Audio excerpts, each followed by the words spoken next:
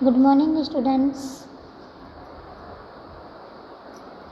Now, continue the assignment work, section C.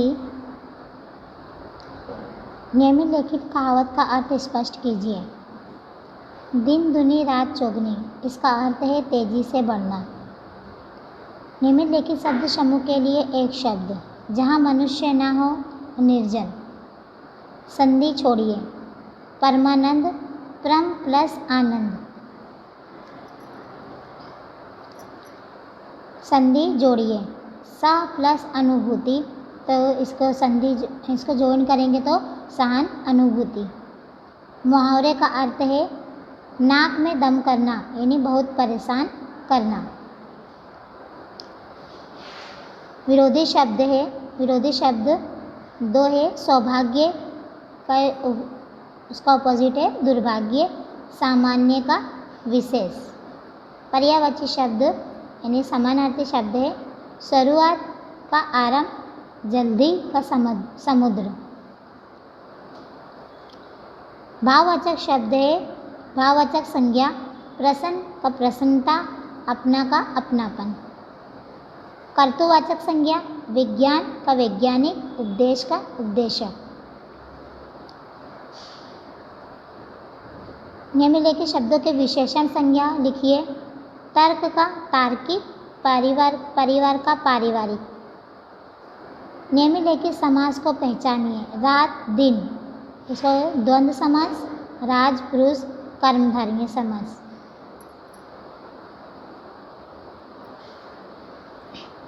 इसके बाद है सेक्शन डी, ईमेल राइटिंग।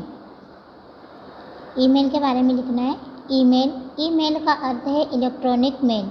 यह एक ऐसी प्रक्रिया है जो दो कंप्यूटर यूजर्स के बीच संदेश व्यवहार का कार्य करती है। 1960 से 1970 तक इस प्रकार की संदेश व्यवहार की पद्धति में अनेक रूप से सुधार हुए। आज इलेक्ट्रॉनिक मेल की प्रक्रिया ईमेल के रूप में जानी जाती है। यह प्रक्रिया इंटरनेट के माध्यम से होती है। कुछ समय पहले दोनों कंप्यूटर यूजर्स होना जरूरी था। आज यह ईमेल व्यवस्था स्टोर एंड फॉरवर्ड मॉडल पर निर्भर है। ईमेल सर्वर संदेश का स्वीकार कर, फॉरवर्ड कर, डिलीवर करते हैं तथा स्टोर करते हैं। इसलिए भेजने वाला या पाने वाला कंप्यूटर का ऑनलाइन होना अब जरूरी नहीं। इसके अथवा में है समाचार पत्र। समाचार पत्र जनसंचार का मुद्रित माध्यम है। हर सुबह समाचार पत्र समाचार लेकर लोगों के पास आते हैं या यह आज लोगों के जीवन का अभिन्न अंग हो गया है। आज समाचार पत्र शिक्षा, खेल, मनोरंजन, साहित्य एवं विज्ञापन के लिए बहुत उपयोगी है। समाचार पत्रों का ब्रिटिश शासन ने बड़ा महत्व था। आज़ादी की लड़ाई में इनका बहुत योगदान था।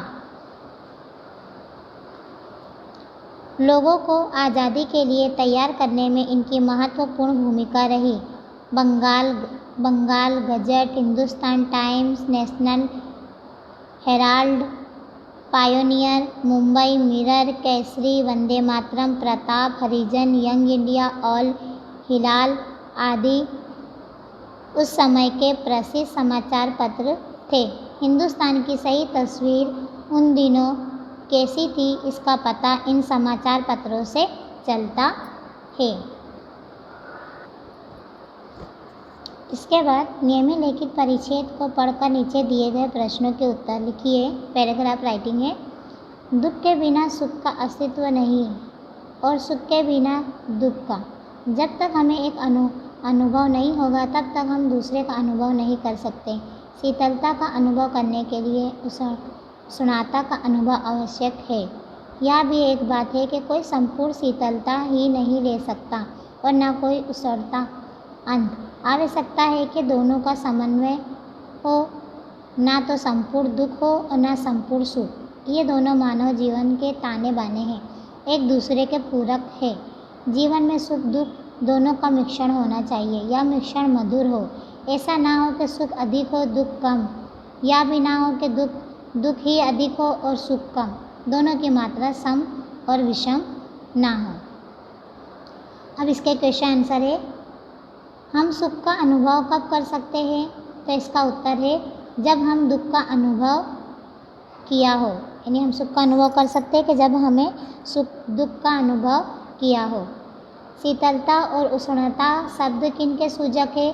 तो शीतलता और उष्णता सुख दुख के सूचक है। जीवन में सुख दुख का क्या स्थान होना चाहिए? तो जीवन में सुख दुख यानी दोनों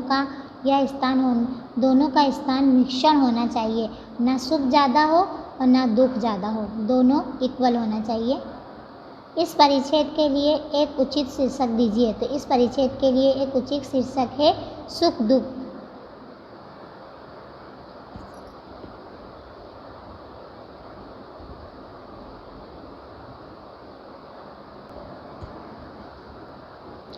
इसके बाद लेटर राइटिंग है। 3 सुरोही पार्क, सुभाष रोड, सूरत 395001 से चिंतन वर्मा अहमदाबाद निवासी अपने मित्र मनु देसाई को रक्तदान का महत्व बताते हुए पत्र लिखता है। सबसे पहले हमको लेफ्ट साइड एड्रेस लिखना होता है जो यहाँ पे दिया हुआ होता है, 3 सुरोही पार्क, सुभाष रोड, सूरत 395001। और जो तारीख में हम लिख रहे हैं डेट, तो वो डेट लिखनी होती है यहाँ पे जैसे दिया है 13 दिसंबर 2018। इसके बाद हम जिसको पत्र लिख रहे हैं उसको संबोधन करना पड़ता है, यानी प्रिय वरुण। हम जिसको अपने दोस्त को, फ्रेंड को, जिसको भी पत्र लिख रहे हैं तो पहले संबोधन करना पड़ता है, फिर उनको सप्रेम नमस्ते। इसके बाद लेटर स्टार्ट करा जाता है। तुम्हारा पत्र मिला, यह पढ़कर खुशी हुई कि तुमने अपने स्कूल में आयोजित रक्तदान कार्यक्रम में उत्साहपूर्वक अपनी सेवाएं दी। यूँ देखा जाए तो आज रक्तदान सबसे बड़ा दान बन गया है। रक्तदान से एकत्रित किया गया रक्त बैंकों में सुरक्षित रखा जाता है। रक्त बैंकों में जमा रक्त घायलों और रक्त की कमी वाले मरीजों को दिया जाता है। युद्ध में घायल हुए सैनिकों के लिए रक्तदान शिविर लगाए जाते हैं। कुछ बीमारियों के इलाज में बाहर से रक्त देना जरूरी हो जाता है। उचित रक्त की व्यवस्था के बिना डॉक्टर ऑपरेशन के लिए भी तैयार नहीं होते। रक्तदान में महत्व की बात यह है कि रक्त स्वास्थ्य व्यक्तियों का ही लेना चाहिए। रक्तदान से रक्तदाता को न कमजोरी आती है न अन्य कोई हानि होती है।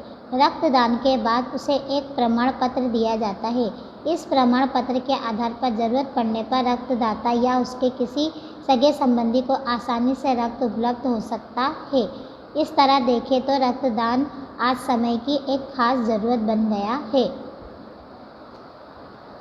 तुम्हारी माताजी की तबीयत अब कैसी है? उन्हें तथा पिताजी को मेरा प्रणाम कहना। तुम्हारा मित्र चिंतन वर्मा। नाउ सेकेंड लेटर है, श्याम सदन इन्फोसिस रोड, सरगासन रोड, गांधीनगर 382421 से नरेश पांड्या ने रजत वर्ष कंपनी पायाधुनी सूरत 395003 से एक घड़ी खरीदी थी, किंतु वह ठीक समय नहीं देती। नरेश कंपनी के मैनेजर को शिकायती पत्र लिखता है। श्याम सदन इन्फोसिस रोड, सरगसन रोड, गांधीनगर 382421 20 दिसंबर 2018। प्रति मैनेजर रजत वॉच कंपनी पायाधुनी सूरत 395003। विषय है नई घड़ी खरीदी के बारे में शिकायत। महोदय, कुछ दिनों बाद मेरी सत्र परीक्षा शुरू होने वाली है। परीक्षा में समय का बड़ा महत्व है। इस दृष्टि से मैंने आपकी लोकप्रिय दुकान से नई घड़ी खरीदी थी। इसका बिल नंबर 356 है। आपके सेल्समैन ने घड़ी बहुत अच्छी होने का विश्वास दिलाया था, परंतु बड़े अफसोस के साथ लिखना पड़ रहा है कि वह घड़ी तीसरे दिन से नाकों चबाने लगी। वह चलते चलते अचानक बंद हो जाती है। ऐसी घड़ी पहनकर मैं परीक्षा में समय का ख्याल कैसे रख पाऊँगा? मेरे यहाँ आकर